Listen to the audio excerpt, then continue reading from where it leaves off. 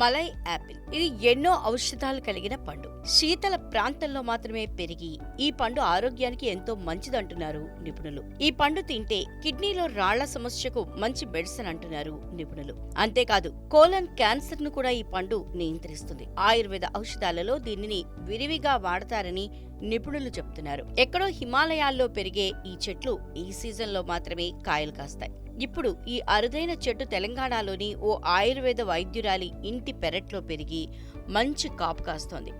ఖమ్మం జిల్లా సత్తుపల్లిలోని ఆయుర్వేద వైద్యురాలు కొనకళ సుధా ఇంటి ఆవరణలో పెరిగిన మలై యాపిల్ కాపు కాస్తోంది. ఎన్నో ఔషధ గుణాలున్న ఈ పండు క్యాన్సర్ కణాల అభివృద్ధిని అడ్డుకుంటుందని, అదేవిధంగా కిడ్నీ స్టోన్ సమస్యను తగ్గిస్తుందని తెలిపారు. అంతేకాకుండా చర్మ సౌందర్యానికి ఈ పండు చక్కగా పనిచేస్తుందని ఆయుర్వేద వైద్యురాలు కొనకల సుధా తెలిపారు. ఎక్కువగా శీతల ప్రాంతాల్లోనే పెరిగే మొక్క దాదాపు 45 డిగ్రీల ఉష్ణోగ్రత ఉండే సత్తుపల్లి ప్రాంతంలో పెరగటం, మంచి కాపు కాయటం చాలా సంతోషంగా ఉందని స్థానికులు చెబుతున్నారు.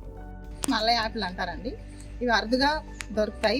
పైగా మన ప్రాంతంలో పెరగటం అంటే ఇది మంచి విషయమే. అలానే ఇది కాశ్మీర్ ప్రాంతంలోని అంటే మంచు ప్రాంతంలోనే ఎక్కువగా ఇవి వస్తాయి.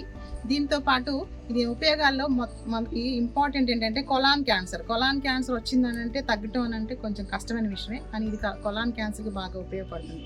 ఏమిటి ఇంత ప్రత్యేకత అని అంటే యూరిన్ ద్వారా, చెమట ద్వారా బాడీలో ఉన్న టాక్సిన్స్ అన్నిటిని ఇది బయటికి పంపిస్తుంది. అలానే కిడ్నీ స్టోన్స్ కూడా బాగా ఉపయోగపడుతుంది. శరీరాన్ని హెల్దీగా ఉంచుతుంది. ఇది యాంటీ ఆక్సిడెంట్గా బాగా పనిచేస్తుంది. మన కళ్ళు కూడా ఆరోగ్యంగా ఉండడానికి ఇది ఉపయోగపడుతుంది. ఇలా మొక్కలు ఎన్నో ఉపయోగాలు ఉన్నాయి. ఈ మొక్కలు మనకి ఎంతగానో ఉపయోగపడతాయి. అంటే రకరకాల మందులు వేసుకుని వాటి సైడ్ ఎఫెక్ట్స్ ఉండి బాధపడే కంటే ఇలా విభిన్నమైన ఫ్రూట్స్ని పెంచండి. ఫ్రూట్సే మనకు ఆరోగ్యాన్ని ఇస్తాయి.